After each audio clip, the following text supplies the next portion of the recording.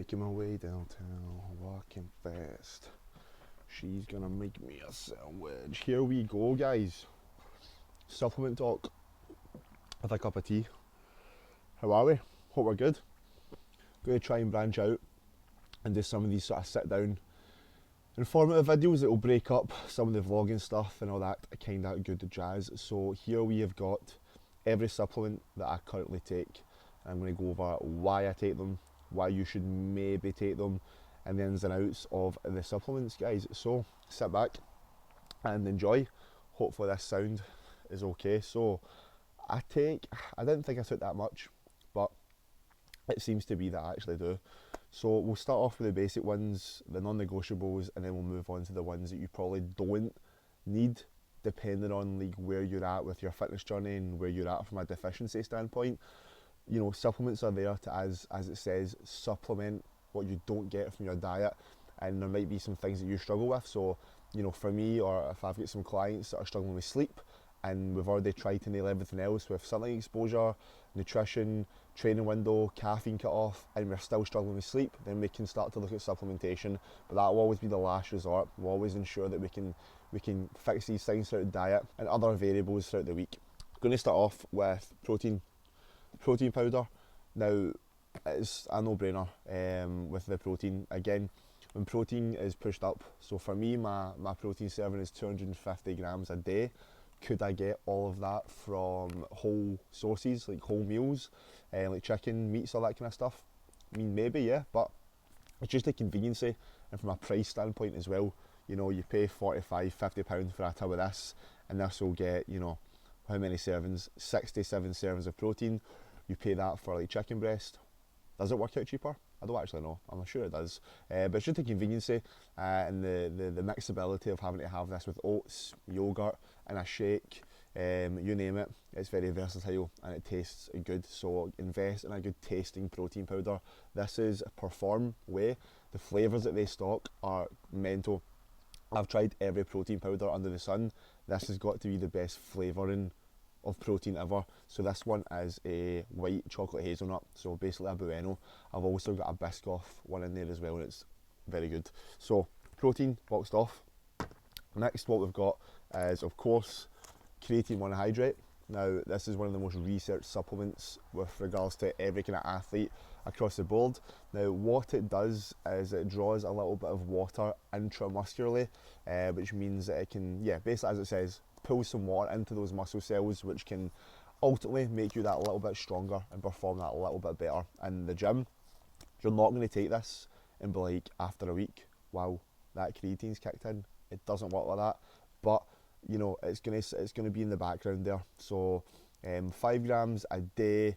I can't remember the calculation of body weight if you want to be picky with it, but you know, the bigger you are, the heavier you are, the more muscle you've got, you could probably up that to around 6, 7, 8 grams a day. But I just take 5 grams a day at the same time daily, and that works a treat. So yeah, creatine, get on that shit. Now, let's go on to an intra.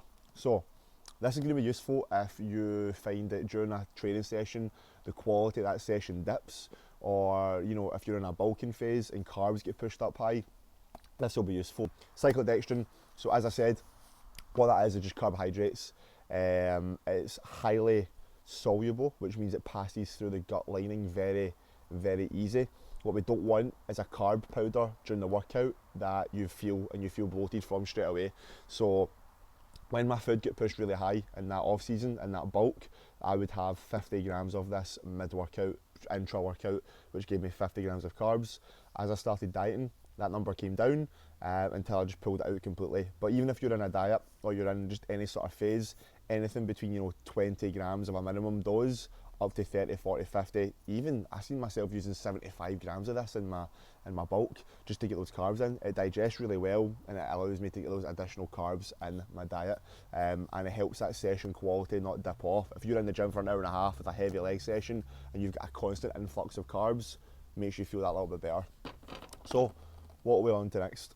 Let's jump on to greens powder. As it sounds, yeah, greens powder. So this is going to give us a very good complex of things that we probably don't pull from our diet, things that we should, but there's probably some stuff in there that are a top up of what we don't get. So I could read this panel for ages. There's 1, 2, 3, 4, 5, 6, 7, 16. There's about 30, 40 different sort of things in this that we're probably missing from our diet, or just can't get from our diet, because not everyone's going to eat that much fruit and veg. So this is going to be good. Again, it's going to ensure that skin health's in a good place. It's going to ensure that hair, that we're not losing that hair. If we get a good variety of greens and nutrients and stuff, that we know that skin health, heart health, bloodstream is all going to be in a good place. So if you are somebody that slacks on getting fruit and veg in, then I would definitely supplement a greens powder. Alright, so what we got next, can't complain, a multivitamin. Alright, again, if we can, try and get a widespread throughout your nutrition in your day-to-day diet, but this is going to give me more than I get from my diet, so I'm always aiming to get a lot from my day-to-day diet, and this will be a top up. So a good multivitamin, this is Centrum Advance. This is a good brand, a good amount of vitamin C, K, A, E, B, yeah, quite a lot of them, and it's giving me a good percentage of each. So on to the next one, vitamin D3 and K2. This is a good one. This is a very good one, and I recommend everyone takes it. More importantly, if you're in a country like we are here, where there isn't a lot of sun, it rains a lot, then the vitamin D is going to give us what we would get from sunlight. So that's going to be massive for your circadian rhythm. So when we get exposure to the sun, what happens is that boosts our circadian rhythm. So your body's sort of, wake and sleep clock. So when your body naturally gets fatigued, when it naturally wants to fall asleep, when it naturally wakes up, your body's body clock, essentially. So the vitamin D3 is perfect for that. It's perfect for heart health, bone health, all that kind of stuff. The K2 is brilliant as well, again, just for bone health, anti-inflammatory purposes. So this is a very good bang for your buck supplement. I recommend everyone kind of takes these. These are good. Okay, now, can't see what these are, but what we have here is magnesium glycinate. So magnesium, this is something that we take pre-bed. So all this does is it sort of works as kind of brings that heart rate down to a degree. So if you're somebody that's highly stressed, struggles to sleep, struggles to turn off, 200 to 500 milligrams of magnesium glycinate pre-bed can just allow you to have a much better sleep. It can allow you to doze off a little bit better, and it can reduce anxiety, stress, depression, all that kind of stuff. So it's a good mental supplement to sort of use. Again, this isn't something you need, it's not something you need to take, but if you find that you're maybe fatigued throughout the day, struggle to switch off, then this could be a very good supplement for you to use. Okay, what we've got, vitamin C. Now this is a no-brainer, right? Vitamin C is going to be that immunity supplement. When CNS takes a beating, so if we are working through hard training blocks, we're pushing ourselves hard in the gym, you're more prone, your CNS is more prone to accept fatigue, to accept an illness in. So by taking a good serving of vitamin C every day, you give yourself a better chance of not falling ill. You will still fall ill to a degree, but you can fight off that, or you can recover that a little bit quicker. Sometimes if I've had a big cold or whatever, I'll pop an extra couple of thousand of these, not 1,000 tablets, I'd die, but an extra couple of 1,000 milligrams, and I see that cold just goes away that bit quicker. So vitamin C. Last ones, guys, last ones. We're on to our omega-3 fish oil, so a form of fatty acid. Now, when we're in the gym, putting our muscles, putting our joints under a lot of load, multiple times a week with a lot of volume, reduced volume, whatever it is, you're going to find that joints start to take a hit. And this is going to be massive for joint health, bone health, all that kind of stuff. And again, just as an anti-inflammatory, and getting some sort of fatty fish oil is something that a lot of us won't be getting, because let's be honest, I don't enjoy fish. I don't eat enough fish to even warrant half of the amount I would take on this. So the body can absorb between 3 to 8,000 milligrams depending on height, weight, etc. So I take 4 of these a day, which is 4,000 milligrams of omega-3 fish oil. So yeah, that one's a must, a staple. Last 2 supplements and then we're done. So psyllium husk, this isn't a necessity, but this is a fibre supplement, so this helps me massively with toilet visits. It helps keep my digestive system in play, it helps me digest my food. It's a good supplement. I notice when I don't take this, and I notice when I do. This is one of the only ones when I take it I can notice it. So when I was in a position of pushing food up and eating a lot of food, some food choices weren't the best. I popped 2 of these a day, and things were just moving a lot better. Coming out the other end that little bit nicer. Not that it's nice to see, unless you're one of those people that looks at it after you've done it, then cool.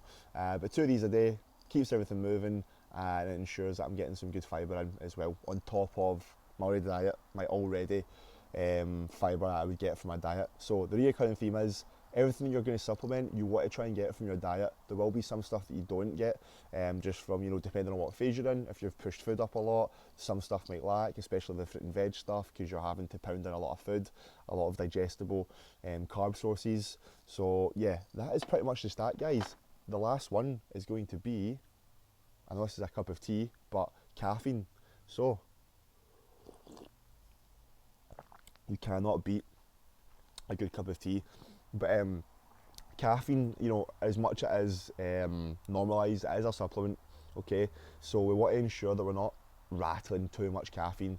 Typically, I'll try and have a caffeine cut off. So if I want to get a good sleep at night, say I'm in my bed at 10:30, 11 o'clock at night, and I want to be sleeping for 11, I'll try and cut off caffeine at around 2 o'clock/3 p.m, because caffeine's actually got a half-life of around 6-7 hours. So if you have a 300 milligram pre-workout, alright, the half-life of 7 hours, so if you take 300 milligrams of pre-workout at 3 o'clock in the afternoon, you're going to still have 150 milligrams in your system at 9 o'clock, 10 o'clock at night, which may hinder your sleep. Some people can be fine off it. For me, it would hinder my sleep, so I cut off caffeine at 2-3 o'clock, and if I do have something, it will be decaf, okay?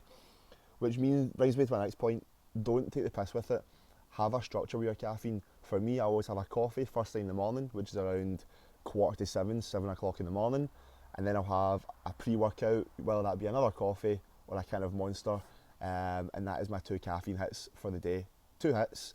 If I notice that I'm not getting a tolerance, or if I'm building up a high tolerance to caffeine, whereby I'm going into a session, I've had a kind of monster or whatever, and I just don't feel the effects of it, then I'll just take a wee caffeine deload. I'll reduce my caffeine for a whole week, 4 or 5 days maybe, build up a tolerance, and then when I start utilising it again, the body will actually react. So some people can be taking a lot of caffeine and they're not even getting the use of it anymore. If you are in that position, then you might need a wee caffeine detox, guys. So that is supplements. That is currently everything I take at the moment. If anything ever gets added, there is a couple of things I think. Was there anything else that I used to take that I don't anymore? Nah. But in terms of what you should be taking, it's going to be a case of looking at your day-to-day. I keep saying day-to-day. Looking at your day-to-day nutrition, looking at things that you're maybe lacking at the end of a day. So you look at your nutrition, you're like, right, I'm really lacking this, I'm really lacking that, and that is when the supplements come into play.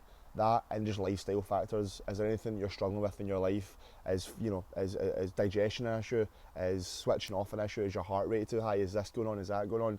These are going to affect what kind of supplements you take on a day-to-day basis. But yeah, guys, that is what we take, and this is what we take every single day without a doubt. So yeah, hopefully that has been informative. Hopefully you've enjoyed this wee sit down video. I'm going to try and keep a couple of these coming every week, and I'll just tag them on at the end of videos. Alright guys, so yeah, that is me. The reason why I'm sat outside is because my kitchen is getting done up, and it's quite nice to sit outside and get that circadian rhythm going from the vitamin D, which we've barely got. But yeah, thanks for watching guys, and I'll see you in the next one. A goodbye.